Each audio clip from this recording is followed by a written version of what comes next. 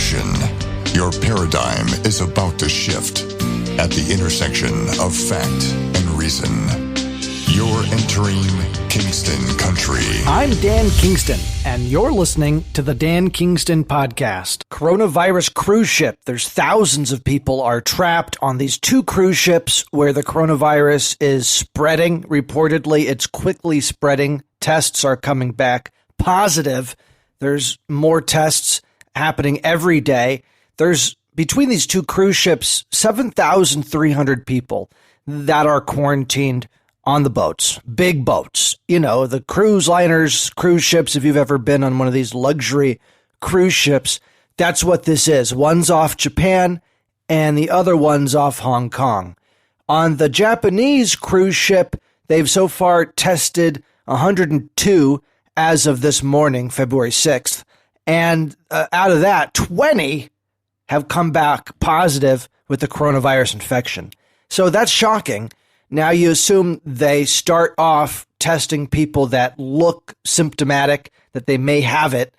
But even so, that's a huge rate of infection. Out of 102 tested, 20 have it. That's 20%. You know, I'm no math genius, but I can tell you that. And there are thousands on this one particular ship. We have to pray for these people. On Twitter, in the New York Times, a tweet was shared, quote, "I keep hearing painful coughs from a foreigner in a nearby room." And so that's a situation. Can you imagine being quarantined in one of these cruise ship rooms, hearing sickly coronavirus coughing coming from the next room, and you're getting fed from crew members. Reportedly, crew members are going room to room, giving meals, and I guess supposedly by accident they could share the infection that way. Couldn't they spread it from room to room? Right now, I guess they're evacuating people off the ship that test positive, but leaving the people on that haven't been tested yet or that look healthy. And my God, you know, if I was on that thing, I'd want the hell to get out of there before I was infected, because you know how quickly germs spread on cruise ships. There's a baby that was born on the cruise ship that is tested positive for coronavirus. And so it's a developing story. And as people get sick and they're quarantined to their rooms, the question is, are there enough doctors, medical staff, medical supplies that they need? This is a serious infection. 30-year-olds are dying. The doctor who blew the lid on the whole thing reportedly just died. And that's a really big hit for China, because he was kind of like a hero. He was cracked down on. The Chinese authorities cracked down on him. This young Chinese doctor, he's 34 years old, and he was sharing information. Hey, it looks like something's spreading. A disease that looks like SARS. And what happened? Instead of listening to what he had to say, the Chinese authorities made him swear to secrecy, clamped down on him, and punished him. And we know what happened soon after. He ended up getting sick with the coronavirus himself. Now he's dead. The question is, was he given proper treatment? You know how they are over there. And was he let die? That's shocking. What's also shocking is if he was given the best treatment and he died, because he's 34 years old, and you have to assume he's in good shape. He's a doctor. Doctors tend to take good care of themselves, right? I don't know. I mean, the painter's house always needs to be painted, right? But usually you don't see a lot of doctors that smoke or have a lot of underlying medical conditions when they're very young, because they tend to take good care of themselves. There's a man in Hong Kong in his 30s who died. And that looks like the Spanish flu, which spread and infected millions around the globe. Of course, we didn't have the medical, technology and science we do today. Still, it's devastating. You see how devastating just the seasonal flu is. Everybody says, just get a flu shot. It's the seasonal flu you should worry about. Well, we don't need another version of that. I mentioned that before, and I don't think it's scare tactics to say, whoa, once you let the cat out of the bag there, it's going to be hard to put it back in. That's not to say we should do what's happening over in China. Oh my God, right now they're putting people into mass camps. They call them hospitals, but really what they're doing are quarantine staging areas that don't really have any kind of medical care at all. They're just rounding people up by force in the Wuhan area and putting them into these quarantine large convention centers and other areas that seems to me it's just going to spread rampant. Basically, they're condemning those people to get sick if they're not already. And yeah, okay, so if you're there and you have coronavirus, can't you get infected again by the person in the bed sitting right next to you? If you've seen some of the images, and these are the official images, I mean, who knows what the hell it really looks like in some of the other places, but they don't show. But in the places they show and the images that are spreading, these beds are right next to each other. I mean, if somebody coughs, you're going to infect the person sitting next to you. That's how close these beds are in these convention centers and makeshift camps.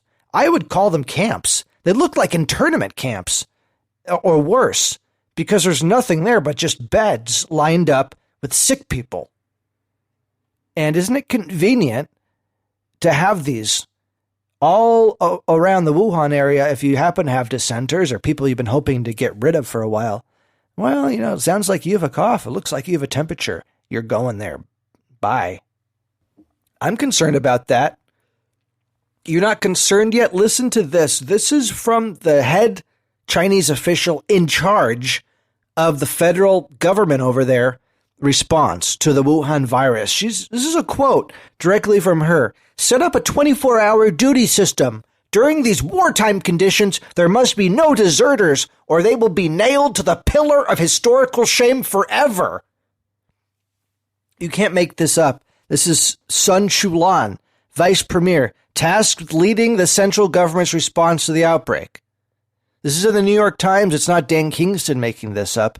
They're saying that the deserters will be nailed to the pillar of historical shame forever. What deserters?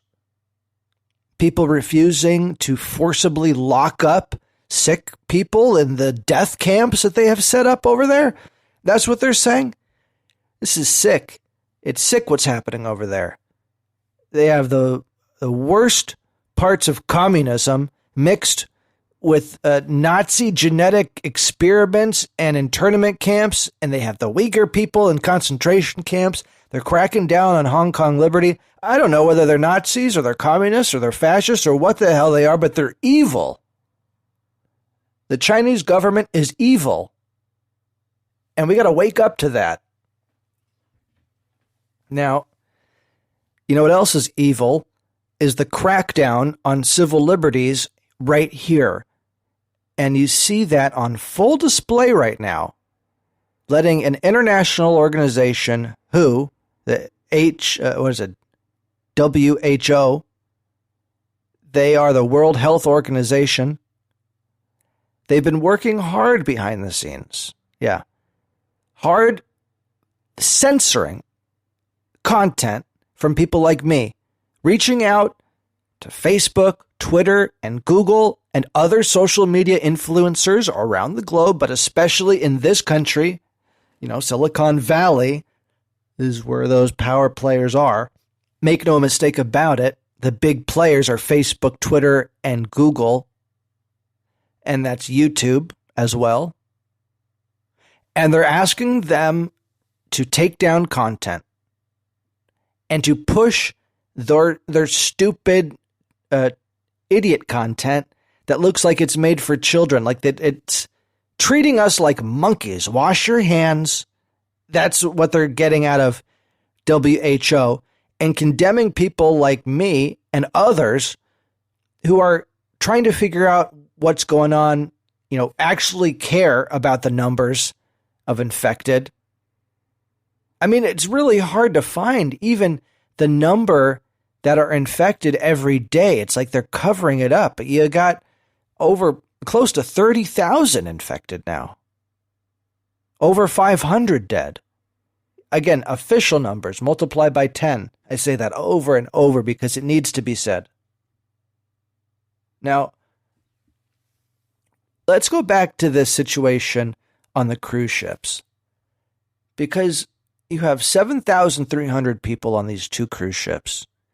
And right now you're getting dozens of people are coming up positive that have the infection, including the baby. Now, I want to give you some good news. It appears that children do not develop very severe symptoms, really no symptoms at all so far, according to available data that's been reported. And that's really a blessing, you could say. And so we got to pray for that baby, all the people on those cruise ships. But the fact that children look to be spared, and so often they're the ones who go down really hard when diseases spread. But interestingly enough, not coronavirus types. For instance, SARS and even influenza, I guess, don't hit children as hard as they do adults. And an article I read also pointed out chickenpox as an example. It hits you really hard as an adult. It can be life-threatening even as an adult, at least extremely severe. But for a child, you get over it really quick. So that's what it looks like is happening over here. But 30-year-olds, healthy middle-aged people like yours truly are dropping from this thing. And that's a concern, isn't it? And the fact that if you could catch it from somebody who has no symptoms, you know how kids, they spread these things. So if they're infected and they're running around and they're not symptomatic, but they're spreading it. So that's a recipe for disaster. Is that what's happening on the cruise ship? Is that why so many people are infected on the cruise ship? And are they giving the necessary supplies? I mean, I would just be on all hands on deck, getting everything that they need and more, assuming everyone on that cruise ship is going to get infected. And otherwise, it's going to be really horrible. You do see images of people clearing out debris and cleaning, and it looks like they're on top of it in Japan, which is not China. And so the cruise ship outside of Hong Kong, again, that's another story altogether. There's less information about that cruise ship. This is a developing story. Unfortunately, it looks like the news is going to get worse before it gets better. Depending on when you're listening to this podcast, you might have other information that you've heard, maybe not. Again, I would stress that we pray for these people and remain optimistic while concerned. This is not a show to spread false information or to get you panicked or to cause false fear. This is not what they're accusing. The World Health Organization is accusing people like me of covering the coronavirus simply to raise alarms in order to make money for a purpose of just selling ads. And so they'll say, people like me will say, whatever, just to raise your hits. That's not what this is about. And you know that. But if you do feel like I'm not keeping it real, I know you'll be the first to tell me that. I don't need some asshole from the World Health Organization telling me that I'm a phony. I know I'll hear it from you first. And you hold me accountable. And that's what I appreciate about you. And I really appreciate you listening. Now, if you find this content helpful, let's grow this community that you are a part of. Share it with your community so this community that you're a part of can grow too. And together, we're going to show these people who they think they can control all the information because they're superior. And make no mistake, this is representative of a much larger problem, right? First, it's coronavirus. What's next? And they censor everyone's voices, but the ones that they designate are okay to put forward. Who? The World Health Organization. Some international group is going to decide who you should listen to and not. Well, I know I have a lot of listeners around the world, but I'll have a lot of listeners right here in America, and that's not going to fly over here. I want to commend Apple. Apple has so far not censored any of this content. You should know that Twitter does. Twitter censors my content, and Apple has not. In fact, you probably, good chance, you found this episode searching for coronavirus on Apple. I would take a guess. Maybe not. Maybe you're a longtime listener. Maybe both. Either way, thank you for listening. My point is that if you're sharing this to anybody, you just tell them, type in coronavirus into Apple, and then click on the red button that says Dan Kingston. Because Apple's put this front and center, and they're doing a terrific job. They are not playing the censor game. They're not doing that. Facebook has done that. And I'm not selling Apple products. I mean, not yet. This isn't an Apple advertisement. But I think you should know that. At any time they want, they not only could take me down, but they could push my content far, far down so you could never find it. They don't do that. I'm extremely searchable on Apple Podcasts, the largest content for listening to podcasts. So someone over there likes me, or they just have a very free platform, and you got to respect that. Now, I call balls and strikes, whatever your opinion is about Apple, and no corporation is great. They're corporations. They're corporations. They're there to make money, and oftentimes they do some good along the side. That's not their purpose, but they're people, run by people, and people like to do good. So there's that element to it as well. There's also that element that people do bad. So there's bad sides to corporations too. It's just a group of people. And at the end of the day, I like the culture that Apple is dedicated to security and encryption. And I would say it looks like freedom of speech and liberty if you're going to judge it based on Apple Podcasts. What's your take on that? Do you agree with that? So, again, over the last 2 weeks, these tech companies working with the World Health Organization have been prominently posting this stupid World Health Organization content. I don't mean to make light of it or fun of it. I guess it's helpful content, but really the pictures, it's like a picture book, and it's like wash your hands. It's just dumb stuff. And they're making falsehoods. That's what they call it. Falsehoods, harder to find in searches, in news streams, and sometimes removing content altogether. I have a lot of weird stuff on Twitter preventing me from tweeting certain tweets about China. And then when I remove the word China, all of a sudden it lets me tweet it. You'd have to be a fool not to think the Chinese are heavily infiltrating the social media platforms in this country and probably your country too. You think the only place they're concerned about is in China? No, they want world opinion to go their way. They've working hard to hack companies, especially the tech companies that we're talking about.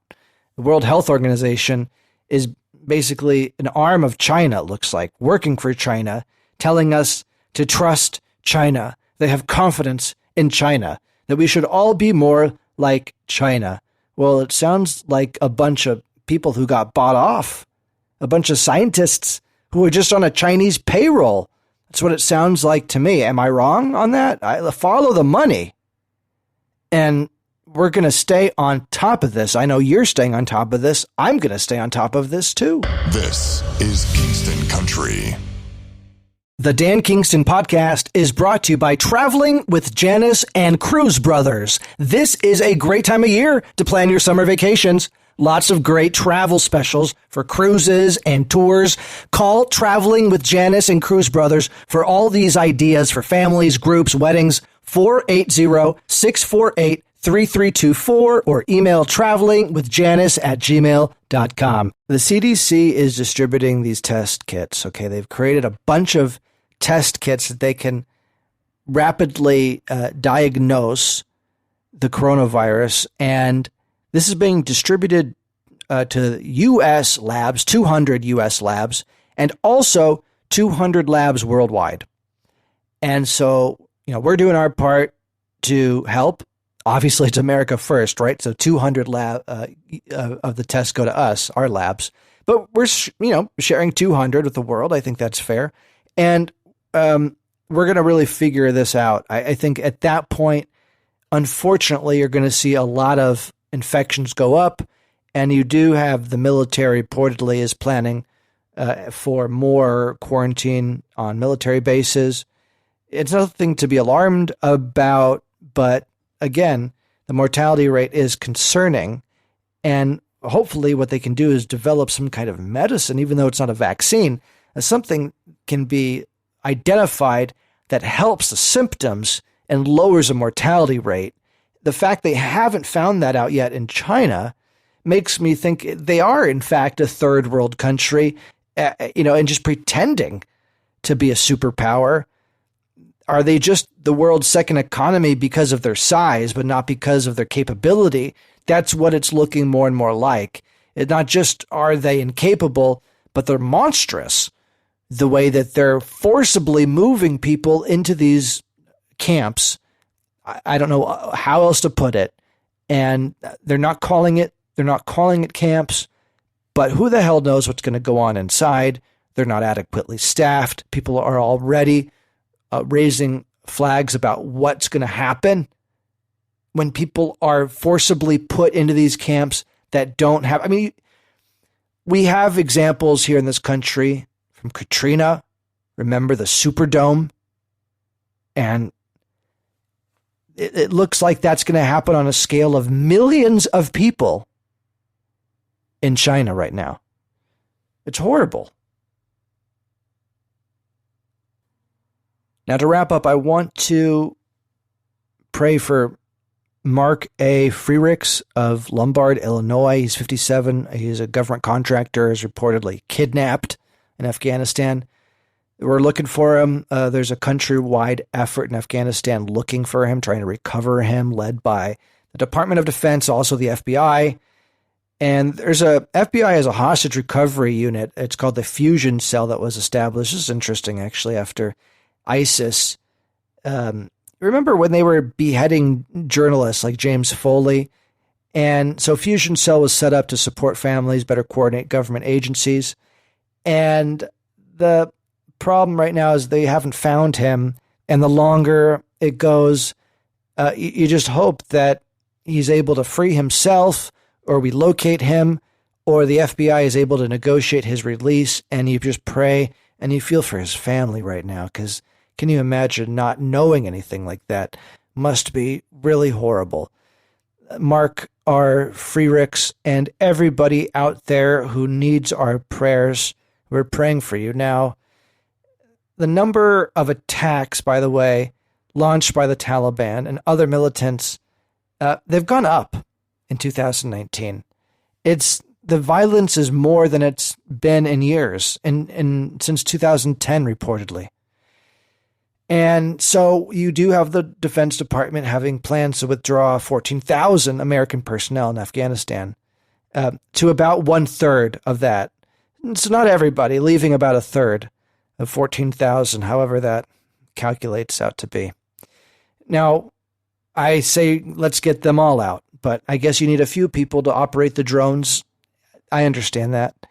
It's a good move, and the fear is that instances of these kidnappings and other things are going to be used by the mainstream media in order to fool us and try to trick the American people and divide the American people into believing we need to stay in the Middle East forever.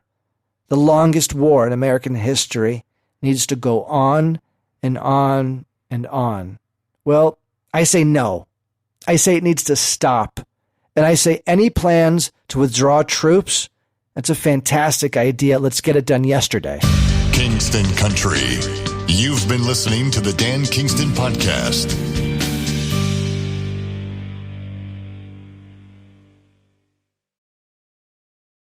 Dan Kingston here, asking you to do me a huge favor. Will you possibly rate the Dan Kingston Podcast on Apple Podcasts?